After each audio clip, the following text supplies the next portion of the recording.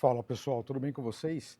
Então, eu vou colocar aqui uma definição um pouquinho mais exaustiva do que é um processo online e um processo offline. Nesse momento que nós estamos da nossa playlist aqui, ainda existem muitos métodos para serem vistos, o que pode fazer com que o termo online e offline fique um pouco difuso. E de fato, em alguns momentos, eles são difusos, eles se sobrepõem. E na verdade eu vou procurar aqui então falar do que nós já vimos, o que veremos e procurar da melhor forma possível a gente descrever o processo e caracterizá-lo, né, como online ou offline. Então imagina que na programação dinâmica, Dynamic Programming, nós sempre vamos requerer um modelo, né? Então a gente tem que ter um modelo das probabilidades e das recompensas. E por que a gente diz que tem que ter um modelo?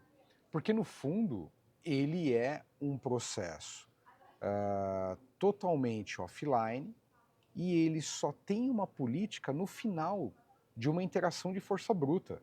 Ele passa por todos os estados e transições.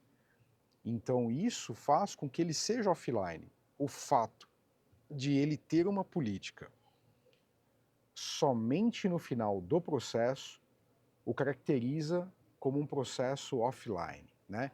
Então, aqui na Plan 2 eu coloquei assim, ó, offline. Acumula dados e só depois processa em lote. Então, no final que ele acumulou, que ele foi gerando tudo isso, é que ele tem de fato uma política para ser usada. Então, ele usa o bootstrapping, novamente uma nova palavrinha, vamos lá. Usa as próprias estimativas para gerar novos alvos de aprendizado. Então, o que a gente quer dizer? Se você lembrar das aulas que nós temos aqui, de Dynamic Programming com Bellman, você vai ver que o State Value ou o Action Value, ele vai sofrendo ali um improvement a cada step. Isso é o conceito de bootstrapping e de fato é esse conceito de apoio, ele já levanta antes de uma recompensa final do episódio. Veja que ele vai fazendo isso imediatamente após receber uma recompensa. E às vezes essa recompensa está muito longe de um estado terminal. E ainda assim, ele já fez ali uma atualização do valor do estado. O que então caracteriza como um bootstrapping, porque ele já vai se valendo de pequenos steps, ainda que não chegou em um estado terminal. Então imagine só que você está resolvendo o problema do jogo da velha, tic-tac-toe. Na hora que você, no primeiro lance, já vai lá e atualiza o state value de um estado S, ele não chegou no final do jogo. Foi só o primeiro xizinho marcado. E enquanto, por exemplo, em Monte Carlo, você teria que esperar a conclusão do jogo para sair trazendo todas as interações para os estados visitados. Então, o conceito de bootstrapping é exatamente você usar as próprias estimativas para gerar novos alvos de aprendizado. Ou seja, passou no estado 1, teve qualquer recompensa, já atualiza.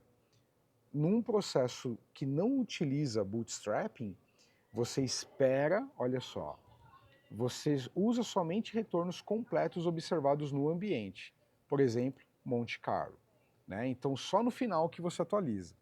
Então, em Dynamic Programming, ele requer o modelo, ele usa bootstrapping, ele faz uma varredura completa de todos os estados, ele é um offline e a gente diz que é por batch. Por quê? Porque ele tem que concluir tudo, todo o pacote de um conjunto observado do modelo que te interessa, para dizer que de fato você teve ali um aprendizado, tá? Então é só no final que você tem uma política meio que dá para se utilizar. Então por que é online e offline? Precisa conhecer toda a dinâmica e faz os sweeps. O que são os sweeps? Varreduras completas no modelo, sobre todo o espaço de estados antes de cada atualização consistente. Não reage a transações individuais em tempo real, tá? Então esse é o processo de formação de uma política por Dynamic Programming e ele é offline. Agora vamos, por exemplo, no método que a gente já discutiu até aqui, que é o First Visit Monte Carlo. Ele não requer um modelo. Conforme vocês viram, a gente utilizou a resolução do Monte Carlo de um problema de trading no mercado, utilizando as ETFs, a SPY e a TLT. Nesse caso, você pode olhar que ele não tinha um modelo do mercado financeiro para o futuro, nem dá, né? Então, ele conseguiu convergir. Usou o bootstrapping? Não, novamente. Vamos lembrar o que é não bootstrapping? Usa somente retornos completos observados no ambiente.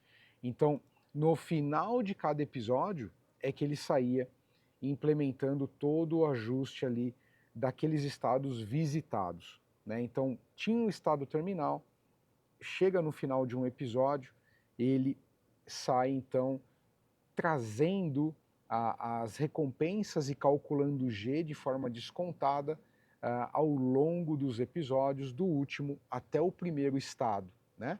Então isso é um não bootstrapping. Quando que atualiza? Ao término de cada episódio.